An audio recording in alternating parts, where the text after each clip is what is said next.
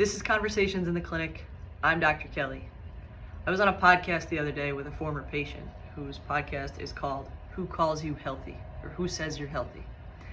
And one of the first questions she asked me was, if I could redesign the human body, is there anything and what would it be that I would change about the human body? And I had to think for a second. And I indirectly answered her question because I said, our body is a beautiful, amazing, completely miraculous piece of meat. It can heal itself. It can improve every day. It's got systems in place that work so miraculously and incredibly together. It's art. It's completely incredible. If I could redesign something, it would be our lifestyle. It would be the movement patterns that we have on a daily basis throughout the span of our lives.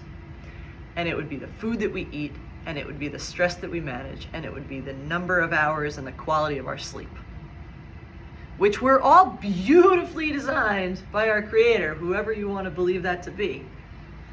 And in the last 100 years or so, we have really messed it up. We've really messed it up because we've gone into a diet of ultra-processed food. We've gone into a lifestyle of sitting for 12 plus hours a day. We've gone into a lifestyle where we're stressed, and that's the norm, right? How are you? Busy. And we're great about it. I'm stressed. It's chaotic. It's hectic. And that's our norm. That's where we sit. Of course, our blood pressure is high. It's not like I would change the cardiac system or the cardiovascular system or our lungs. I wouldn't change those things. They're beautiful. They're if they're not perfect, they're nearly perfect. But I would change the lifestyles that we live. I would move everybody closer to home, right? So we didn't have to travel as far and sit in traffic. I'd move everybody's jobs closer to home so they didn't have to sit in traffic, and we didn't create congestion and all of the things that our environment is going through. That's the stuff that I would change. The human body, oh my goodness. There are tiny little muscles in your eyes connected to even tinier nerves in your eyes that let you do that. Right? There are tiny muscles in your neck that when that's not enough, they communicate with your brain and they say, let's turn and see what's going on over there. In response to a stimulus that your ears then hear and say, let's check that out. Or it's a car horn and my brain knows that's not important. We can ignore that. It is a miracle. I get so excited about this because I get to be a part of it every day. And I get to help people rehabilitate from things that they just take for granted. I wouldn't change a thing. I wouldn't change a thing. I wouldn't make us age any slower.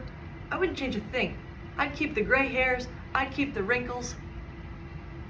Because all of that, and if we do it the right way, it's such a beautiful thing. We get to live another year, right? This sack of meat carries us around, this floating ball in the middle of the universe, you know, and we get to experience love, and we get to experience friendship, and we get to experience heartache and pain.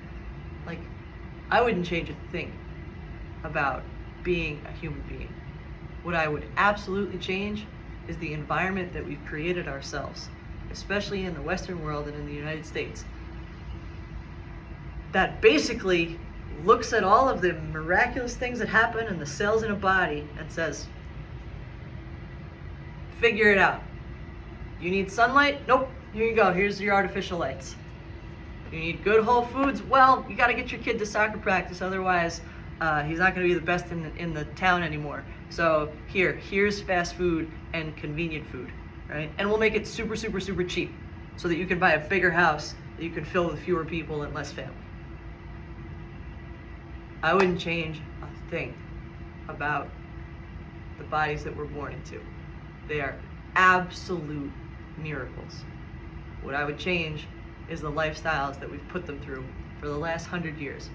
I'd take it back to the basics. I'd say, eat real food, drink a lot of water, sleep a lot, manage your stress. I would go to the blue zones. If you don't know what the blue zones are, go look them up. Dan Buettner is a journalist who studied these 5 areas of the world, I would go to the blue zones. I would watch how they move, I would watch how they live, and I would do that. Because they have the healthiest people and the most people who live into their hundreds, and it's not an accident.